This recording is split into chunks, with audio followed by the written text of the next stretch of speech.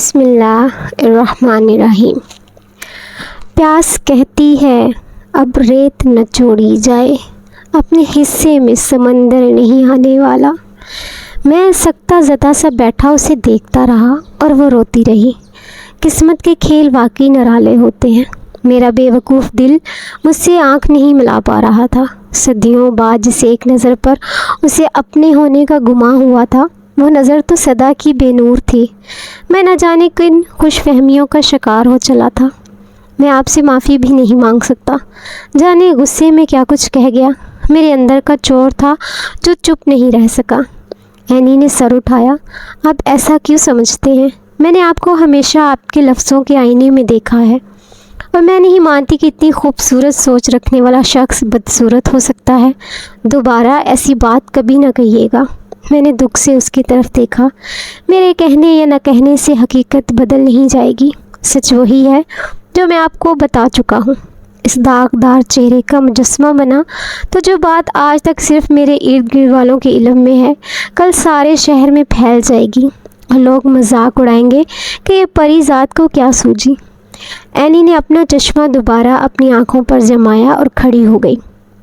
میں دیکھ نہیں سکتی، اپنی انگلیوں کی پوروں سے چیزیں چھو کر انہیں مٹی کے مجسموں کے کالم میں ڈالتی ہوں، مگر آپ کو دیکھنے کے لیے مجھے اپنے پوروں کی مدد کی ضرورت بھی نہیں ہے پریزاد۔ آپ کے لفظ خود آپ کا تعارف ہیں۔ میں نے گہری سانس لی۔ دل کے بہلانے کو غالب، یہ خیال اچھا ہے، مگر میری تم سے اب بھی یہی درخواست ہے کہ یہ خیال اپنے دل سے نکال دو قرۃ العین۔ وہ پلٹنے سے پہلے ایک لمحے کے لیے رکی۔ میں اپنی گیلری میں آپ کا انتظار کروں گی پریزاد۔ وہ پلٹ کر چلی گئی اور میرے کمرے میں صرف اس کی خوشبو رہ گئی۔ آج میں نے پہلی بار اسے آپ نہیں تم کہا، اور اس نے پہلی بار مجھے سر یا صاحب نہیں صرف پریزاد کہہ کر پکارا تھا۔ یہ طرز تخاطب اور القابات بھی تو ہمارے اندر کے بدلے رویوں اور رشتوں کا ایک اظہار ہوتے ہیں۔ دل کی میٹھی بولیاں اپنے القاب خود طے کرتی ہیں۔ اگلی شام میں جھجکتے قدموں کے ساتھ اینی کے گھر کے دروازے پر کھڑا تھا۔ گھر کے نچلے حصے میں اینی اور اس کی ماں رہتے تھے، جبکہ اوپر والا حصہ انہوں نے کسی چھوٹے خاندان کو کرائے پر دے رکھا تھا۔ اینی کے والد کافی عرصہ پہلے خال کے حقیقی سے جا ملے تھے، اور اب یہ ان ماں بیٹی کی گزر بسر کا ذریعہ تھا۔ گھر کے پچھلے حصے میں اینی نے اپنے لیے ایک چھوٹی سی آرٹ گیلری بنا رکھی تھی۔ مجسمہ سازی شروع کرنے سے پہلے اینی نے اپنی نازک مہکتی انگلیوں سے میرے چہرے کو مختلف زاویوں سے ٹٹول کر دیکھا۔ ٹھنڈک اور بے پناہ سکون کا ایک سمندر اس کے پوروں کے لمس سے میرے سارے وجود کی گہرائیوں تک سرایت کر گیا۔ میری جھلستی ہوئی تپتی روح کو جیسے خنک برف کا رخستان سا مل گیا۔ میری تمام عمر کی ریاضتوں کا حاصل وہ اس کے ہاتھوں کا مہربان لمس۔ اینی نے کام شروع کر دیا۔ میں چپ چاپ بیٹھا دیکھتا رہا۔ اس نے مجھے بتایا کہ اسے مجسمہ بنانے میں 3-4 دن لگیں گے۔ میرا جی چاہا میں اس سے کہوں کہ 3-4 صدیاں کیوں نہیں۔ میری زندگی میں وہ پہلی مہوش تھی کہ جس خوش ادا کی اتنی قربت اور نزدیکی مجھے شرمندہ اور پریشان نہیں کر رہی تھی، کیونکہ اتنے قریب موجود ہوتے ہوئے ابھی دوسروں کی طرح اس کی نظریں میرے چہرے کے آر پار نہیں ہو رہی تھیں، نہ ہی مجھے دیکھ کر اس کے چہرے پر کوئی مخصوص طنزیہ مسکراہٹ ابھری تھی۔ عام طور پر جیسے ہی کوئی میری طرف نظر بھر کر دیکھتا، میری نظر اگلے ہی پل خود بخود جھک جایا کرتی تھی، لیکن اینی کے کومل چہرے کو گھنٹوں دیکھتے ہوئے مجھے ذرا سی بھی جھجک محسوس نہیں ہوتی تھی، کیونکہ مجھے اسے نظر ملنے کا ڈر نہیں تھا۔ کتنی بڑی آزادی تھی یہ میرے لیے، یہ کوئی مجھ جیسوں سے پوچھے۔ ساری رات بستر پر کروٹیں بدلتے میں اگلے دن اور پھر شام ہونے کا انتظار کرتا رہا، جب مجھے دوبارہ اینی کی گیلری پہنچنا تھا۔ صبح سے دوپہر بھی نہیں ہوئی تھی کہ مجھے پہروں کی طوالت کا شبہ ہونے لگا۔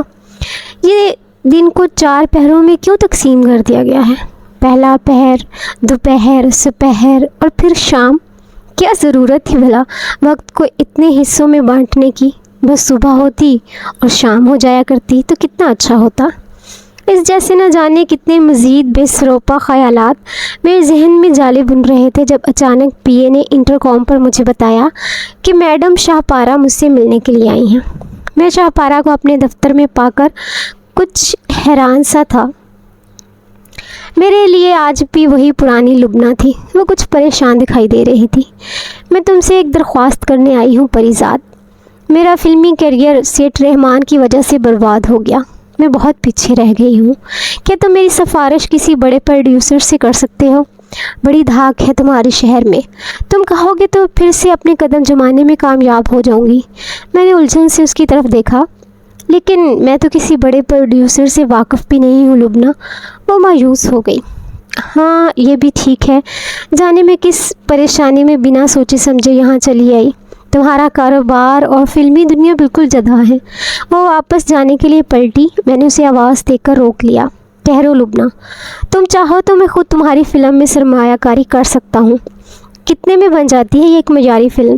وہ خوشی سے بے یقین ہو گئی۔ سچ؟ تم خود پروڈیوس کرو گے میری فلم؟ واہ، اس سے اچھی بات بھلا اور کیا ہو سکتی ہے؟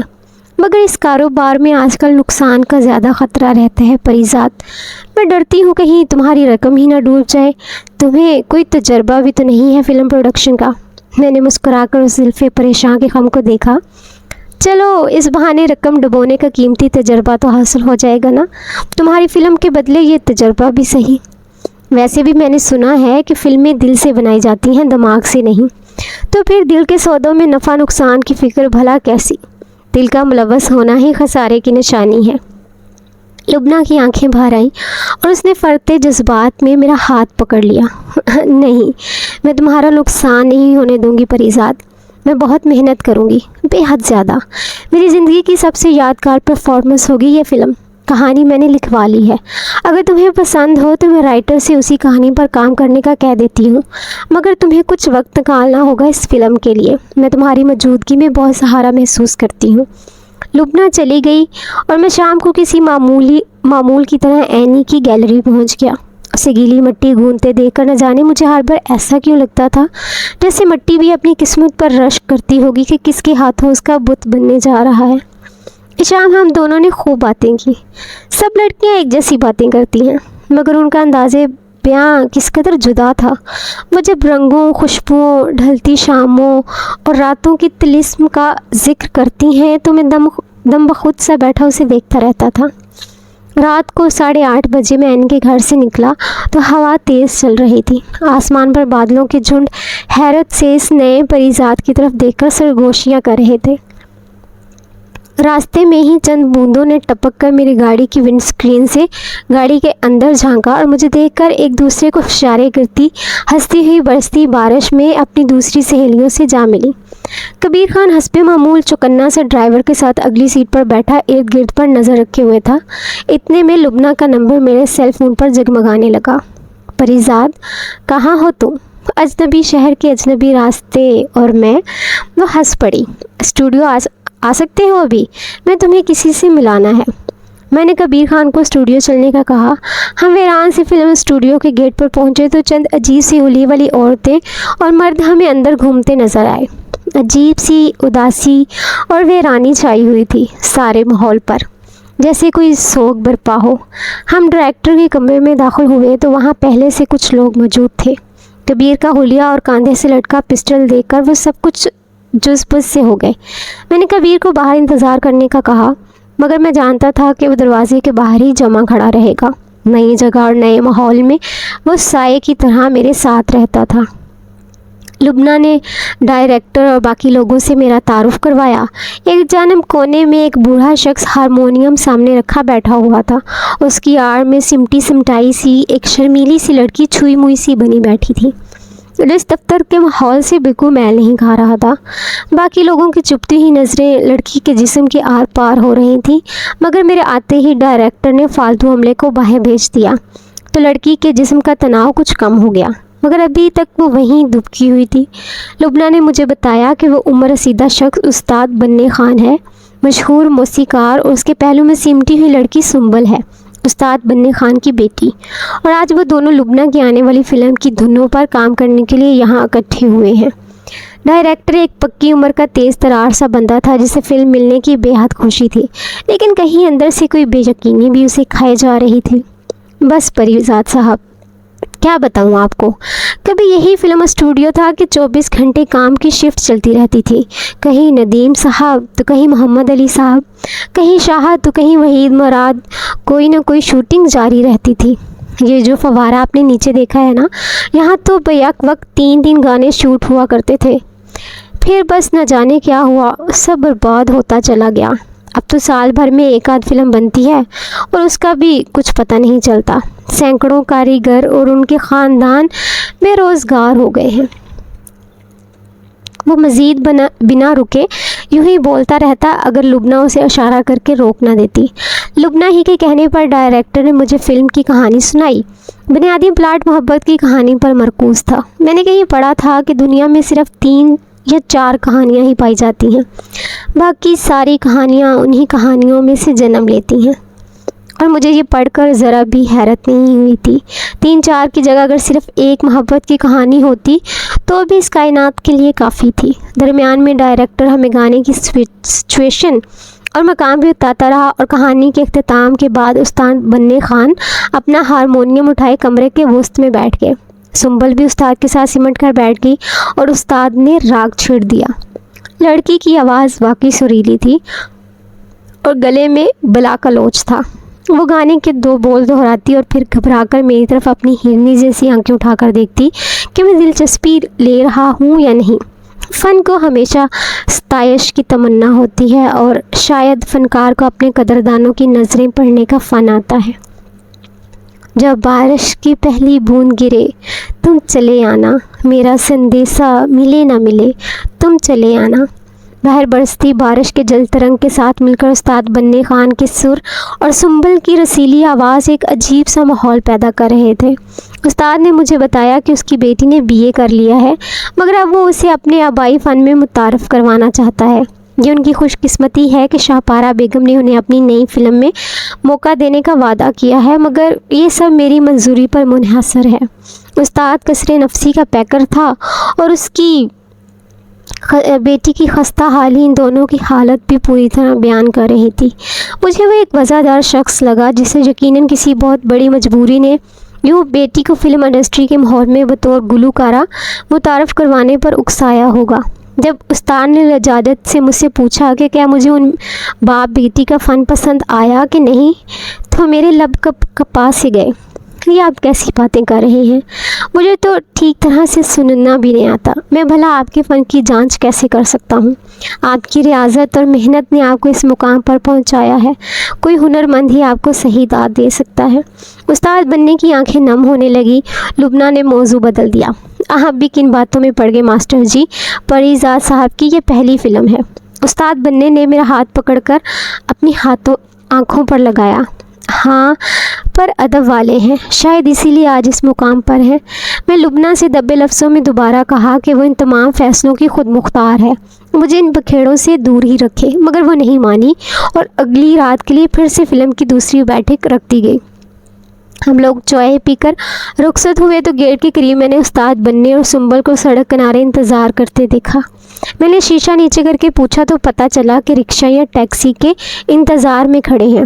ان کے لاکھ انکار کے باوجود میں نے انہیں گاڑی میں بٹھا لیا.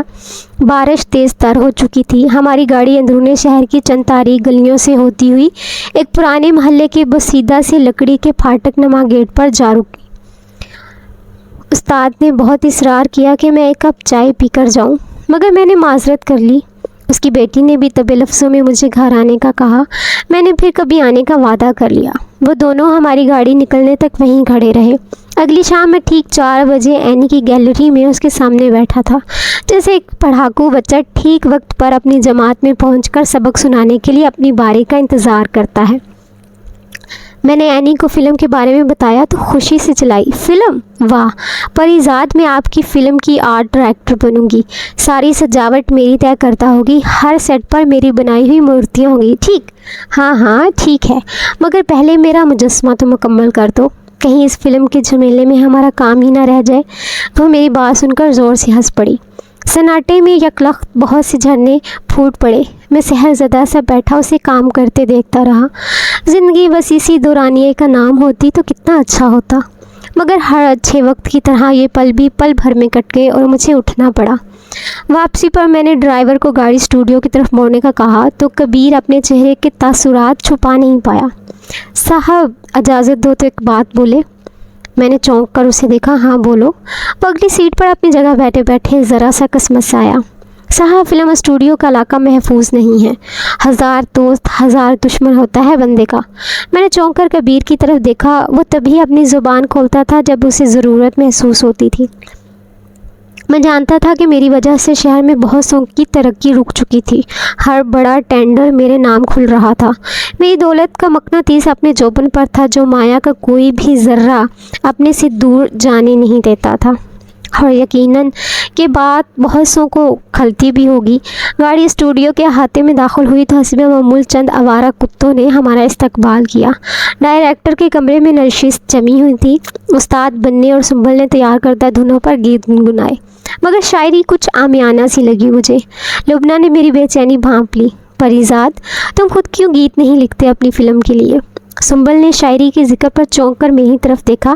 میں نے جلدی سے نفی میں سر ہلایا۔ نہیں، مجھے فلمی شاعری کا بالکل تجربہ نہیں ہے۔ بہتر ہے کہ ہم کسی مستند فلمی شاعر سے گیت لکھوا لیں۔ سنبل نے اپنے باپ کی طرف دیکھا اور جھجک کر بولی، اگر آپ لوگ اجازت دیں تو ہمارے محلے میں ایک بہت ہی اچھے شاعر رہتے ہیں۔ دنیا داری سے ناتا نہیں مگر ضرورت مند بھی ہے، ہو سکے تو۔ وہ کہتے کہتے چپ ہو گئی۔ ڈائریکٹر نے منہ بنایا۔ دیکھ لیں گے اسے بھی، کون سا ساحر لدھیانوی یا مجروح سلطان پوری چھپا بیٹھا ہے اس کے اندر۔ لبنہ شاعری کی دیر کی وجہ سے کچھ پریشان سی دکھائی دے رہی تھی۔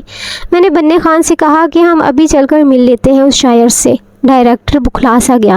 ارے کیا بات کرتے ہیں سر جی، آپ کیوں جائیں گے؟ وہ خود آئے گا یہاں۔ میں نے اس کی سنی انسنی کر دی۔ ہم اسٹوڈیو سے باہر نکل رہے تھے کہ اچانک چند لوگ شاجی کہتے ہوئے ایک خوش لباس شخص کی طرف لپکے۔ استاد بننے نے بھی آگے بڑھ کر سلام کیا۔ وہ شخص بہت گرم جوشی اور عزت سے بننے خان سے ملا۔ گاڑی آگے بڑھی تو بننے خان نے مجھے بتایا کہ یہ سید نور صاحب ہیں۔ پاکستان کی فلم انڈسٹری بس اب انہی کے دم قدم سے قائم ہے۔ آج کل بڑی اچھی فلم بنا رہے ہیں مجاجن۔ گاڑی بننے خان کے اندھیرے محلے میں پہنچی تو میں بھی باپ بیٹی کے ساتھ نیچے اتر آیا۔ چند گلیاں گزرنے کے بعد وہ دونوں ایک چھوٹے سے کچے مکان کے آگے رک گئے۔ دستک کے جواب میں اندر سے کسی نے لرزتی ہوئی آواز میں کہا، اندر آ جائیے صاحب، مزار کے دروازے پر دستک نہیں دی جاتی۔ میں سنبل اور بننے کے ساتھ اندر داخل ہوا تو چھوٹے سے برآمدے کے سامنے بنے واحد کمرے کے اندر لالٹین کی کمزور سی روشنی نے مٹیالہ اجالا پھیلا رکھا تھا۔ بننے اور سنبل کو دیکھ کر میزبان کی آنکھوں میں ایک چمک سی لہرائی۔ کبھی ہم خود کو کبھی گھر کو دیکھتے ہیں۔ بان کی جھلنگا سی چارپائی پر لیٹا وہ کمزور سا نوجوان اٹھ بیٹھا۔ معاف کیجیے گا، کمرے میں ایک ہی کرسی ہے، لہٰذا میں جانے کیا کہہ رہا تھا، مگر میری نظریں اس کے چہرے سے چپک کر رہ گئی تھیں۔ وہ بھی میری چپتی نظریں محسوس کر کے میری جانب متوجہ ہو گیا، اور پھر اس کی حالت بھی مجھ جیسی ہی ہو گئی۔ وہ بے تابی سے کھڑا ہو گیا اور لپک کر مجھے شانے سے پکڑ کر سرسراتی آواز میں بولا، پریزاد، یہ تم ہی ہو نا؟ میری آنکھیں نم ہونے لگیں۔ کیوں؟ یہ چہرہ دیکھ کر بھی نہیں پہچانا کیا؟ صرف لباس اور حلیہ بدلا ہے میرا، مقدر وہی لیے پھر رہا ہوں، در بدر ناساز۔ وہ روتے ہوئے مجھ سے لپٹ گیا۔ کہاں چلا گیا تھا یار؟ اپنے دوست کو بھی بھلا دیا۔ بننے خان اور سنبل حیرت زدہ اور پریشان سے ہم دونوں کو گلے مل کر روتے ہوئے دیکھ رہے تھے۔ ہاں، وہ ناساز ہی تھا، میرے کالج کے دور کا واحد دوست، جس نے میرے اندر چھپی شاعری کی چنگاری کو ہوا دے کر شعلے میں تبدیل کر دیا تھا۔ سنبل نے جھجکتے ہوئے ناساز سے کہا، آپ انہیں جانتے ہیں؟ یہی فلم کے پروڈیوسر ہیں پریزاد، اور میں نے انہی کی فلم کے نغمہ نگاری کے لیے کہا تھا آپ کو۔ ناساز حیرت سے مجھے ٹٹول کر دیکھتا رہا۔ یہ کیا انقلاب ہے پیارے، سب فتح کر لیا کیا میرے شاہ سوار؟ تو واقعی فاتح نکلا۔ میں نے مسکرا کر اس کی طرف دیکھا۔ نہیں، اب بھی ہار رہا ہوں، بس سونا چاندی جمع ہوتا جا رہا ہے زادِ راہ کے طور پر، دل اتنا ہی ویران اور نکارا ہے اب تک۔ وہ زور سے ہنسا۔ یہ نہ تھی ہماری قسمت کہ وصال یار ہوتا۔ بننے خان و سنبل ہمیں باتوں میں مصروف دے کر گھر سے چائے وغیرہ کا انتظام کرنے چلے گئے۔ ناساز کے گھر کی حالت دیکھتے ہوئے یہ اندازہ لگانا مشکل نہیں تھا کہ اس کے پاس شاید چائے کے بورے برتن بھی نہ ہوں۔ وہ پہلے سے بہت زیادہ کمزور اور لاغر لگ رہا تھا۔ وہ غور سے میری داستان سنتا رہا۔ اس کے آس پاس دواؤں کا ایک انبار سا لگا ہوا تھا۔ کہ تم نے کیا حالت بنا رکھی ہے ناساز؟ کالج کا وہ سب سے خوش پوش اور زندہ دل لڑکا جو بستر سے لگا پڑا ہے، سب خیر تو ہے نا؟ وہ پھیکی سی مسکراہٹ کے ساتھ بولا، یاد ہے کالج کے دور میں ہم نے چھپ کر ہاسٹل میں VCR پر فلم دیکھی تھی، نمک حرام۔ اس میں وہ شاعر والا گیت ہم دونوں کتنا گنگنایا کرتے تھے، میں شاعر بدنام، میں چلا محفل سے ناکام، میں چلا تو بس یار۔ یہ شاعر جو ہوتے ہیں نا، یہ محفل سے ناکام ہی چلے جاتے ہیں۔ میں نے اسے غور سے دیکھا، اور یہ پھولوں جیسی لڑکی سنبل، یہ شاعر ناکام کی کیا لگتی ہے؟ اس نے ایک لمبی سی سرد آہ بھری، پگلی ہے، مزاروں کے در کھٹکھٹاتی رہتی ہے۔ اب دیکھو تمہیں پکڑ لائی ہے، اور یہ تم ہی تھے کہ آ گئے۔ کوئی روایتی فلم پروڈیوسر ہوتا تو کبھی نہ آتا۔ اتنے میں باہر سے ان کے دروازے پر دستک ہوئی۔ میں نے ناساز کو لیٹے رہنے کا اشارہ کیا۔ وہ خود باہر نکل کر دروازہ کھولا تو سنبل چائے کے لوازمات لیے کھڑی تھی۔ آپ نے یہ سب تکلف کیوں کیا؟ میں کوئی مہمان تو نہیں ہوں سنبل، وہ رندھیائی ہوئی آواز میں بولی۔ آپ اسے بچا لیں پریزاد صاحب، آپ ہی اسے بچا سکتے ہیں، وہ واحد سہارا اب آپ ہیں۔ میں نے حیرت سے اس کی طرف دیکھا۔ کیوں؟ ایسا کیوں کہہ رہی ہیں آپ؟ کیا ہوا ہے ناساز کو؟ سنبل کی آنکھیں چھلک پڑی۔ اسے کینسر ہے، اور ڈاکٹر نے کہتے ہیں کہ آخری سٹیج ہے اس کا کینسر۔ میرے پیروں تلے زمین یکدم سرک گئی۔